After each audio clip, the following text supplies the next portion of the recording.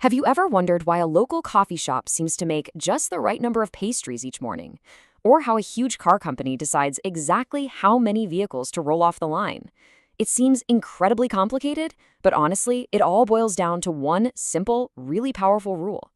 Today, we're pulling back the curtain on that golden rule that tells any business exactly how much to produce. So let's put you in the driver's seat. Imagine you start your own business. Let's say you're making fancy artisanal candles. You've got your wax, your wicks, everything's ready to go. But now you're staring at the big question. How many candles do you actually make? A dozen? 100? 1,000? Believe it or not, it's not a shot in the dark. There's a really clear logic to finding that perfect number, and we're going to walk through it together, step by step. All right, here's our game plan. First, we'll set the scene, the kind of simplified economic world we're playing in. Then, we'll nail down our company's one and only goal and introduce this core idea of thinking on the margin. That's going to lead us straight to the golden rule itself. And finally, we'll see how the decision of just one firm can actually explain the behavior of an entire market. Okay, first things first, we need to get a handle on the environment our little candle company is living in. In economics, a great place to start is this theoretical model called perfect competition. And, well, it has some pretty strict rules of the game. So these four rules create a really unique situation. You've got tons of firms, and they're all selling an identical product. That means customers see absolutely no difference between your candle and the one from the shop next door. On top of that, new businesses can pop up easily, and everybody knows the going price. It makes for a super transparent and fiercely competitive market. So, what this all boils down to is this. Our candle company has exactly zero power to set its own price. Think about it. If you try to charge even 5 cents more than everyone else, your customers will just walk away and buy the identical, cheaper candle. You have no choice but to accept the market price. In econ speak, you are a price taker. Now, in this model, we're going to make a really simple but powerful assumption about why our firm is in business. It has one single, all-consuming goal: to be a ruthless profit maximizer. That's it. For now, no other objectives matter. And profit? Well, that's a simple formula. It's just all the money coming in from sales, your total revenue, minus all the money you spent to make the stuff, your total cost. Our one and only mission is to make the gap between those two numbers as wide as humanly possible. So how do we find that sweet spot, that maximum profit? Well, the trick is not to think about the grand totals, but to think one unit at a time. Economists have a great name for this: thinking on the margin. It just means we're going to make our decision about how many candles to produce, one single candle at a time. Let's start on the revenue side of things. It's pretty straightforward. If the market says a box of your candles sells for 10 rupees, then your total revenue is just 10 rupees times however many boxes you sell. You sell one, you make 10. You sell two, you make 20, and so on. Easy enough, right?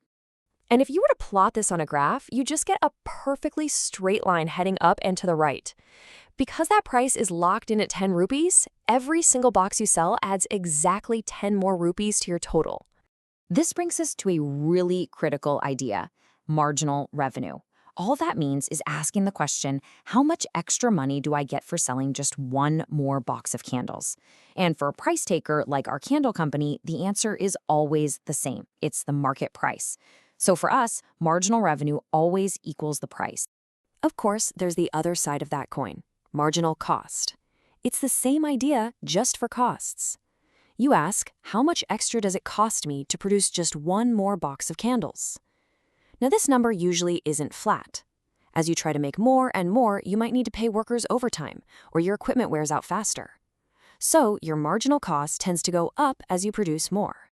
Okay, so now we have our two key decision-making tools: marginal revenue and marginal cost. And just by comparing these two numbers for each candle, we can pinpoint the exact production level that's going to give us the most profit. The logic here is so simple and intuitive. Just think about it. As long as making one more candle brings in more money, that's your marginal revenue, than it costs to make, your marginal cost, you should absolutely make it. Every time you do that, you're adding pure profit. But the second that flips, the second the next candle is going to cost you more to make than you'll get for selling it, you stop. You've gone too far. And you can see this perfectly on the graph.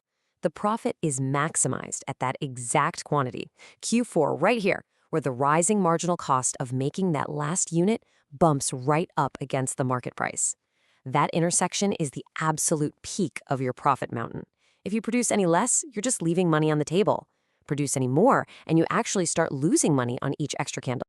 And that, my friends, gives us our golden rule. To maximize your profit, you should produce right up to the point where your marginal cost equals your marginal revenue. And since we already know that for a price taker, marginal revenue is just the price, the rule is even simpler. Produce until marginal cost equals price. That's it. Now, here's what's truly amazing. This one little rule doesn't just tell us what to produce at today's price. It actually tells our firm how much it should be willing to sell at any price. In fact, it's what gives birth to the firm's supply curve. And this reveals something pretty profound. A firm's supply curve is basically just its marginal cost curve.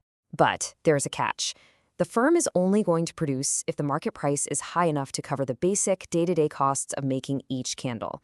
We're talking about things like wax, wicks, and wages. We call this baseline the average variable cost. If the price drops below that point, you're better off just shutting down for the day and making nothing at all. So this leads to the big shutdown decision. In the short run, you might keep the lights on, even if you're technically losing a bit of money, as long as the price you're getting covers your variable costs. But you can't bleed money forever. In the long run, if the price isn't high enough to cover all your costs, including your rent and other fixed costs, you'll have to make the tough call to close up shop and exit the market for good. And that very same logic defines the firm's long-run supply curve. The principle is exactly the same, but the bar for survival is just higher. Over the long haul, the market price has to be greater than your average cost for absolutely everything. This is what ultimately decides if our candle company is a viable business that can stick around year after year. Okay, let's zoom out. We've totally nailed the logic for our one single candle maker. But how does this scale up?